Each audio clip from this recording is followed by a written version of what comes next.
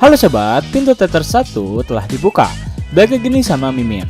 Kali ini Mimin bakalan kembali membahas tentang film yang berlatar belakang teknologi. Film ini berjudul Snowden yang diambil langsung berdasarkan kisah nyata. Menceritakan tentang seorang pria culun yang ingin mengabdi kepada negaranya. Hingga suatu saat dirinya daftar pelatihan tentara militer US. Namun saat pelatihan berlangsung dirinya mengalami kecelakaan yang membuatnya tak bisa melanjutkan perjalanan militernya.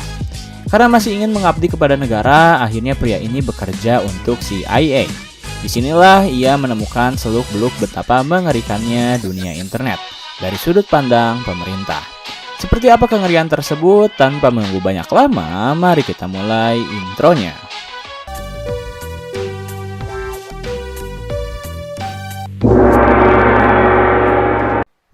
Scene pertama di film ini memperlihatkan tentang seorang pria bernama Snowden yang bertemu dengan jurnalis yang berasal dari salah satu perusahaan ternama bernama The Guardian.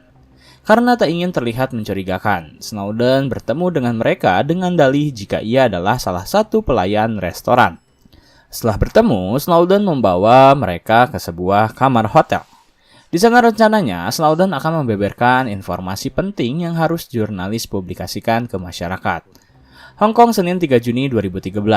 Awal mula cerita ditampilkan oleh Snowden ketika ia merupakan seorang pria berumur 29 tahun yang bekerja pada NSA.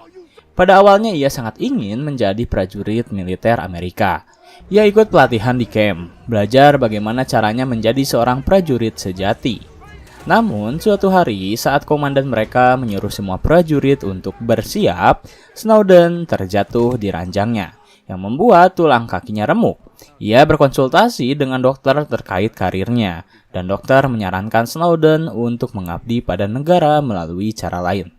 Karena dokter yakin Snowden takkan mampu mengangkat ransel berat sembari berjalan. Karena masih memiliki niat untuk mengabdi pada negara, akhirnya Snowden mendaftar sebagai pegawai CIA. Di sana, ia mengikuti beberapa tes yang membuat seniornya cukup terkejut. Karena Snowden merupakan salah satu peraih nilai tertinggi. Kemampuan bahasa dengan baik, tetapi ia tak lulus SMA. Snowden menjawab jika orang tuanya berpisah dan ia harus mencari uang sedari dulu. Lalu seniornya bertanya mengapa Snowden sangat ingin masuk ke dalam bagian CIA. Snowden menjawab jujur bahwa akan terlihat keren jika dirinya ditempatkan di tempat keamanan yang paling ketat di dunia. Mendengar hal itu, senior Snowden benar-benar terpukau. Ia langsung memberi Snowden kesempatan untuk mengikuti pelatihan di The Hills. Hari pertama Snowden berada di tempat pelatihan. Ia langsung masuk ke dalam sebuah ruangan yang ia kira menjadi tempat pelatihan. Padahal itu adalah ruangan milik seorang pegawai bernama Hank. Namun di sana mereka justru klop dalam perbincangan. Hank menceritakan tentang pekerjaannya, dan beberapa kali Snowden bertanya tentang alat yang Hank miliki. Salah satunya komputer pertama di dunia. Setelah itu Snowden berpamitan karena ia harus memasuki kelas gurunya yang bernama Corbin. Kelas pertama di hari itu adalah para siswa harus merancang sistem jaringan komunikasi tersembunyi di kota asal mereka. Biasanya para pegawai akan menghabiskan waktu hingga 5 jam untuk melakukan hal tersebut. Corbin hanya memberi mereka waktu selama itu, dan jika pekerjaan mereka lebih dari 6 jam, maka mereka akan dianggap tidak lulus.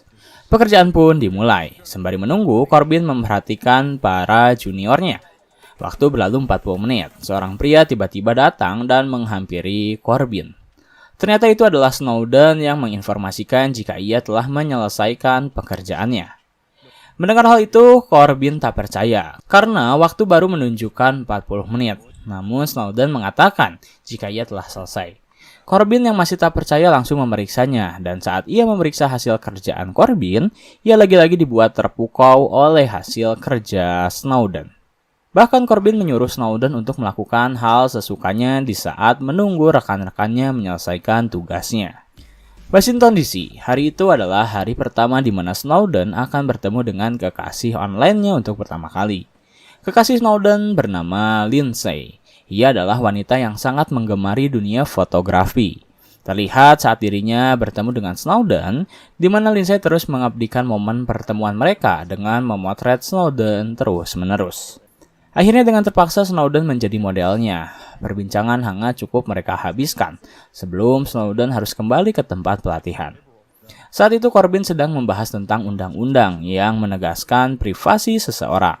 Di sana, salah satu junior memberitahu tentang undang-undang Amerika yang melarang siapapun untuk mengusik privasi.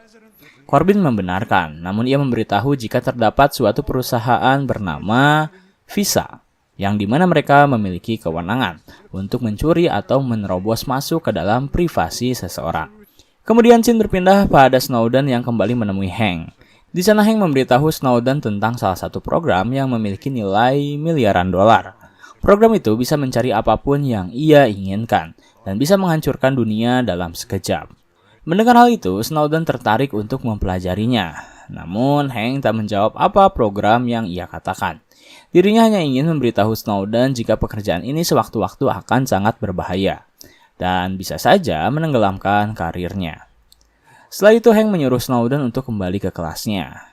Setelah menyelesaikan kelasnya, Snowden diajak oleh Corbyn untuk jalan-jalan di sekitaran kampus. Di sana, Snowden bertanya tentang sebuah program pada Corbyn. Corbyn menjawab seadanya karena ia lebih memberi informasi pada Snowden jika ternyata teroris bukanlah sebuah ancaman berarti bagi negara mereka. Karena bahaya yang sesungguhnya ialah berasal dari Cina, Rusia, dan Iran yang bisa saja menyerang secara mendadak menggunakan SQL malware. Kita beralih. Hong Kong, Selasa 4 Juni 2013. Hari itu adalah hari di mana Snowden akan memberitahu seluruh kebusukan dari pemerintah Amerika pada jurnalis The Guardian. Snowden bertemu dengan salah satu jurnalis senior bernama Ewan. Di sana seperti biasa prosedur dilakukan. Ponsel harus dimasukkan ke dalam microwave. Tak ada alat rekam selain kamera itu sendiri. Kemudian Snowden mulai menceritakan tentang apa yang ia punya. Snowden berkata bahwa ia ingin data yang dirinya simpan bisa dipublikasi oleh Ewan untuk diberitahu kepada publik jika ternyata pemerintah mereka menyadap apapun hal yang mereka lakukan.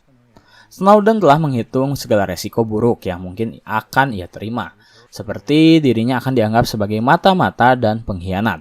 Kemudian Snowden memperlihatkan sebuah chip berisi data yang ia miliki dari agensi intelijen Inggris bernama GCHQ. Snowden ingin Ewan untuk segera mempublikasikan data tersebut, karena takkan lama setelah itu pemerintah akan mengejarnya. Ewan yang tak menyangka hal ini langsung meminta izin untuk menelpon bosnya. Ia memberitahu jika ia memiliki informasi yang akan sangat amat menguntungkan bagi mereka. Kembali ke perjalanan Snowden. Setelah ia memperlihatkan kecemerlangan dirinya di kampus, Snowden langsung mendapat tempat di CIA. Selama 2 tahun ia bekerja di sana, sebelum akhirnya perlahan seseorang menggeser posisinya dan Snowden merasa jika dirinya tak dibutuhkan lagi. Sebelum Snowden pergi, ia bertemu terlebih dahulu dengan rekannya untuk memperlihatkan bagaimana cara sebuah program bernama XQ-Score bekerja. Program tersebut bekerja layaknya Google. Namun di sana ia bisa mencari tahu data pribadi milik seseorang, sekalipun mereka menyembunyikannya. Rekan Snowden memperlihatkan daftar semua ancaman terhadap presiden sejak 3 Februari. Sebagai seorang mata-mata, Snowden harus mencari orang yang bisa ia tumbalkan sebagai korbannya. Dan scene berpindah pada Snowden bersama Lindsay yang saat itu sedang menghadiri suatu acara pesta, yang dihadiri oleh pejabat-pejabat terkenal. Snowden diberi informasi oleh rekannya terkait beberapa orang yang bisa Snowden jadikan korban. Namun saat Snowden mencoba untuk menjalin hubungan dengan mereka, ia gagal. Akhirnya Snowden bercerita pada Lindsay jika ia harus menjalin hubungan dengan seorang banker. Mendengar hal itu, Lindsay berniat untuk membantunya. Lalu Lindsay mempertemukan Snowden dengan salah satu bankir asal Pakistan bernama Marwan. Setelah mereka bertemu, Lindsay langsung meninggalkan mereka berdua dan mereka langsung membicarakan tentang kebijakan ekonomi. Kerugian yang Snowden alami setelah terjun langsung ke dunia bankir dan lain-lain. Setelah bertemu dengan Marwan, Snowden mulai menggunakan program XQ-Score untuk mencari tahu identitas milik Marwan. Dilihat secara mendalam, Marwan adalah salah satu bankir terbersih yang pernah rekan Snowden lihat.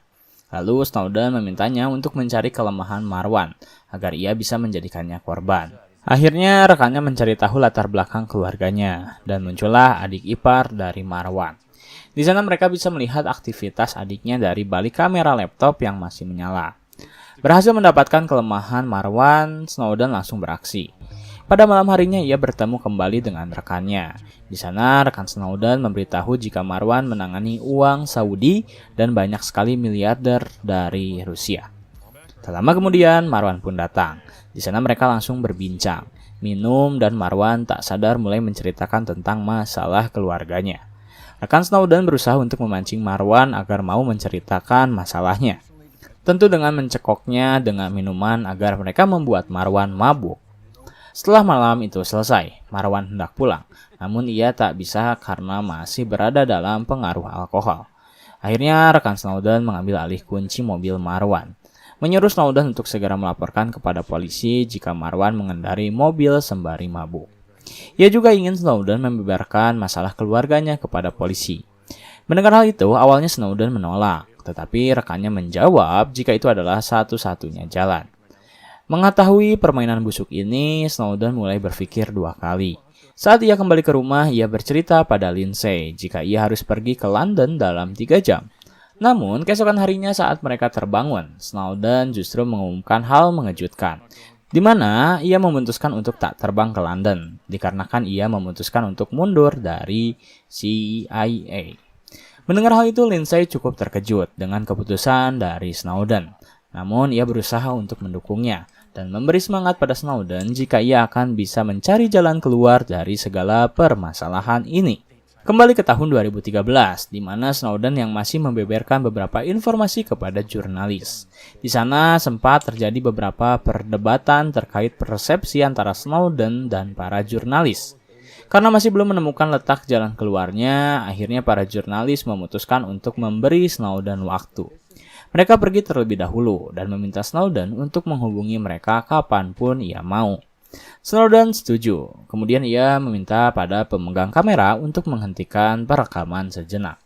Tentu hal itu langsung disetujui oleh jurnalis. Dari perbincangan itu, Snowden justru tak sengaja menceritakan tentang pengalamannya di Jepang sebagai agen mata-mata, sekaligus peretas. Di Jepang, Snowden mendirikan sebuah program non-stop yang disebut sebagai Epic Shelter. Berkat program tersebut, ia bisa membuat para pekerja NSA untuk masuk ke dalam sistem jaringan negara Jepang. Mereka menanamkan apapun yang bisa mereka tanam, sehingga jika Jepang tak lagi menjadi sekutu negara Amerika, maka NSA bisa memadamkan seluruh negeri Jepang. Tak hanya Jepang yang mereka susupi, terdapat Brazil, Meksiko, Jerman, dan lain-lain.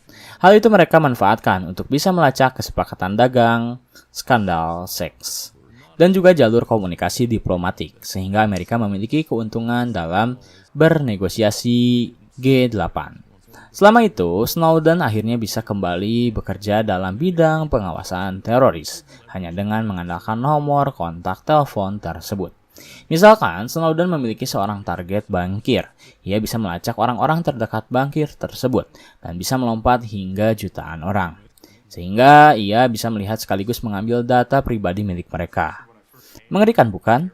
NSA benar-benar melacak semua ponsel di dunia, tak peduli siapapun. Lalu Snowden juga tak sengaja menceritakan tentang masalah percintaannya, di mana ia mengalami masa-masa sulit dengan Lindsay. Ketakutan Snowden akan hacker Rusia membuat Lindsay harus terus diatur olehnya. Bahkan saat Lindsay sedang mengerjakan pekerjaannya, Snowden menyuruh Lindsay untuk menutupi kamera laptopnya menggunakan lakban, karena ia khawatir jika hacker Rusia akan meretas kameranya. Hal itu menjadi perdebatan di antara mereka berdua yang menyebabkan Lindsay memutuskan berpisah dengannya. Namun beruntung, setelah 3 bulan mereka berpisah, Snowden mencoba untuk mendatangi Lindsay kembali. Berjanji jika ia akan berubah hingga akhirnya mereka berdua kembali bersatu. Kini Snowden lebih memperlihatkan Lindsay sering menghabiskan waktu berdua dan sangat senang untuk melakukan kontak fisik dengannya. Dan setelah kembali bersama dengan Lindsay, Snowden pun memutuskan untuk kembali ke CIA sebagai konsultan. Ketika Snowden kembali ke CIA, otomatis ia pun kembali bertemu dengan Corbyn. Sekembalinya Snowden ke Amerika, Corbyn langsung mengajak Snowden untuk berburu burung di sekitar kampus. Di sana Corbyn menawarkan pekerjaan baru baginya, di mana Snowden akan ditempatkan di Hawaii untuk mengembangkan program dalam upaya melawan cyber Cina. Snowden yang masih belum memiliki niat untuk kembali bekerja hanya bisa terdiam.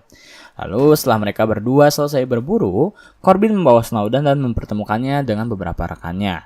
Di sana salah satu rekan Corbin yang bernama Jim langsung menyanjung Snowden atas pencapaiannya dalam mengembangkan program Epic Shelter. Ia pun secara langsung menawarkan pekerjaan di Hawaii untuk dirinya, karena menurut Jim, Snowden adalah prospek yang sangat baik untuk keberlangsungan proyek mereka. Demi meyakinkan Snowden, Corbin mengatakan jika ini adalah tiketnya menuju puncak karir dirinya. Kemudian, sepulangnya Snowden ke rumah, ia langsung membicarakan masalah tersebut bersama Lindsay. Awal mula Lindsay mendengar tawaran pekerjaan yang ditawarkan kepada Snowden, ia khawatir jika Snowden akan terlalu fokus bekerja. Namun, ia memintanya untuk memikirkan tawaran tersebut sebelum menerimanya. Snowden pun berterima kasih kepada Lindsay. Baru saja mereka bercumbu, Snowden tiba-tiba teringat jika ia sedang memasak pasta. Akhirnya ia meninggalkan Lindsay dan langsung mengangkat pasta yang sedang ia masak. Tetapi saat ia hendak meniriskan pasta tersebut, Snowden tiba-tiba tak sadarkan diri. Tubuhnya terkujur kaku, tak bergerak sama sekali. Dan setelah ia memeriksakan diri ke dokter, ternyata Snowden mengalami epilepsi. Hal itu bukanlah penyakit sembarangan dan harus dengan cepat diatasi. Karena dokter khawatir jika suatu saat penyakit tersebut kambuh, Snowden sedang berkendara di mobil. Setelah berkonsultasi dengan dokter, mereka pun pulang. Dan di tengah perjalanan, Lindsay setuju untuk pindah ke Hawaii demi melancarkan pengobatan Snowden. Kembali ke Hong Kong 2013, di mana saat itu Ewan bersama rekan-rekannya sedang melakukan negosiasi. Dan salah satu editor The Guardian bernama Janine. Di sana, Janine mengatakan jika ia harus berbicara dengan Alan terlebih dahulu, sebelum menerbitkan informasi yang mereka dapatkan dari Snowden. Namun, rekan Ewan menjawab bahwa informasi tersebut harus segera diterbitkan sore hari. Karena pemerintah telah mengetahui jika mereka memegang dokumen tersebut. Rekan Ewan bahkan mengancam Janine jika Janine tak bisa mempublikasikan berita tersebut pada sore hari. Maka perjanjian mereka batal. Akhirnya Janine mengusahakan untuk menyunting berita tersebut terlebih dahulu. Kemudian scene berpindah pada Snowden yang akhirnya bekerja di Hawaii. Pekerjaan barunya saat itu adalah memata-matai Cina. Snowden pun diperkenalkan kepada beberapa rekannya yang akan menjadi rekan kerja Snowden selama ia berada di Hawaii. Tak lupa, Snowden juga bertemu kembali dengan rekan lamanya yang bernama Gabriel. Selesai Snowden menyelesaikan pekerjaannya, ia bersama Lindsay hendak menikmati pemandangan di Hawaii dengan mendaki bukit. Namun setibanya mereka di bukit, Snowden memberitahu informasi yang cukup membuat Lindsay kecewa. Di mana ternyata Snowden memutuskan untuk berhenti mengkonsumsi obat yang bisa menahan epilepsi untuk kambuh. Mendengar hal itu, Lindsay mengira jika Snowden lebih mementingkan pekerjaannya daripada nyawanya. Memang benar, Snowden menjawab seperti itu. Snowden menjawab bahwa pemerintah Amerika menghabiskan ratusan miliar demi menghentikan cyber Cina. Dan ialah salah satu orang yang diandalkan dari misi tersebut. Lindsay yang terlanjur kecewa hanya bisa pergi meninggalkan Snowden sendirian. Kemudian scene berpindah pada Snowden yang memperlihatkan data yang telah para pemerintah berbagai negara curi dari pengguna internetnya. Prancis berhasil mendapatkan data sebanyak 70 juta, Jerman sebanyak 500 juta, Amerika sebanyak 3,1 miliar, dan Rusia sebanyak 1,5 miliar. Semenjak itu angka yang mereka dapatkan dari privasi seseorang. Tak lama setelah mereka berbincang seperti itu, pemimpin proyek tersebut tiba-tiba datang dan bertanya apa yang sedang terjadi. Rekan Snowden menjawab jika mereka berempat sedang menebak variabel angka. Akhirnya Trevor menyuruh Snowden untuk menyelesaikan pekerjaannya dan segera melaporkan hasil pekerjaannya kepadanya. Lalu, scene kembali beralih, kali ini memperlihatkan pesta yang diadakan oleh para pegawai. Di sana Snowden sedang berbincang dengan Trevor dan lain-lain. Sementara itu ia melihat Lindsay sedang berbincang sembari meminum bersama rekannya. Setelah cukup lama Snowden berbincang bersama rekan-rekannya, perlahan ia tiba-tiba tak sadarkan diri dan penyakitnya pun kambuh. Karena penyakitnya kambuh, Snowden diputuskan untuk diistirahatkan terlebih dahulu. Saat Snowden sedang beristirahat, ia menyempatkan diri untuk melakukan panggilan video bersama Corbin. Di sana Corbin mulai menginterogasi terkait apakah Snowden pernah mengakses data tanpa sepengetahuan dirinya. Snowden yang awalnya ingin berbohong justru berkata jujur jika ia pernah melakukan hal itu. Hal tersebut ia lakukan saat dirinya merasa cemburu terhadap Lindsay. Mendengar apa yang Snowden lakukan, Corbyn mulai mengancam dan meminta Snowden untuk tak melakukan hal itu lagi. Karena apapun yang Snowden lakukan, Corbyn pasti mengetahuinya. Setelah selesai melakukan panggilan video, Snowden langsung menghampiri Lindsay, mengatur komputernya dan memberitahu jika CIA telah menyadap email milik Lindsay. Snowden pun telah menyiapkan email enkripsi yang akan Lindsay gunakan untuk melakukan pekerjaannya.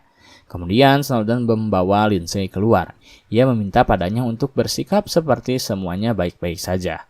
Ia tak ingin pemerintah mengetahui bahwa dirinya mulai panik, dan juga Snowden telah memikirkan untuk pergi dari Lindsay sementara. Hal itu ia lakukan demi mengamankan Lindsay, karena Snowden yakin pemerintah mulai mengincar dirinya.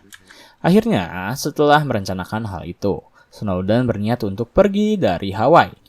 Saat ia bekerja, Snowden dengan buru-buru menyalin data-data yang berkaitan dengan privasi jutaan orang.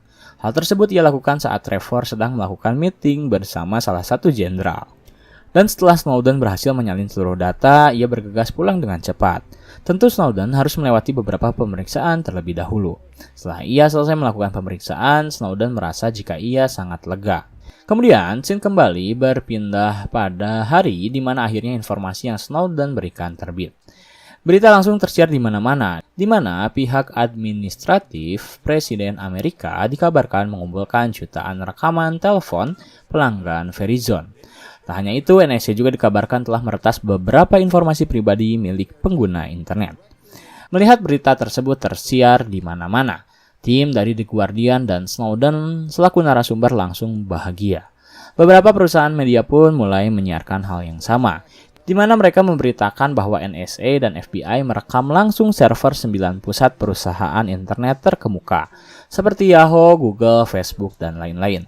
Akhirnya cita-cita yang Snowden inginkan tercapai. Seluruh warga Amerika telah mengetahui betapa kotornya sistem keamanan di negara mereka. Snowden juga mulai berani untuk membeberkan wajahnya di hadapan media. Wajah Snowden kini bisa terlihat oleh Lindsay dan tentu dirinya sendiri. Kemudian scene berpindah pada 8 Juni 2013, di mana Ewan mulai mengatur pergerakan Snowden yang ingin pindah. Karena Snowden berpikir jika pemerintah pasti akan segera memburunya dan menjadikannya sebagai buronan. Ewan yang memiliki koneksi langsung menggunakan fasilitas tersebut untuk membantu Snowden. Snowden pun langsung menyamar menjadi seorang jurnalis. Ia pergi ke Rusia untuk melarikan diri, karena tak ada satupun negara yang mau memberikannya hak suaka selain Rusia. Berkat apa yang telah Snowden lakukan, pemerintah Rusia akhirnya memutuskan untuk memberi Snowden hak kuasa untuk tinggal di Rusia selama 3 tahun. Dan scene terakhir di film ini menampilkan Snowden yang menjadi narasumber langsung untuk menyiarkan dirinya menjadi saksi betapa kotornya para pegawai FBI, CIA, dan juga NSA. Setelah berhasil mendapatkan hak suaka, Lindsay langsung menyusul Snowden ke Rusia. Dan kini mereka berdua hidup bahagia. Tamat.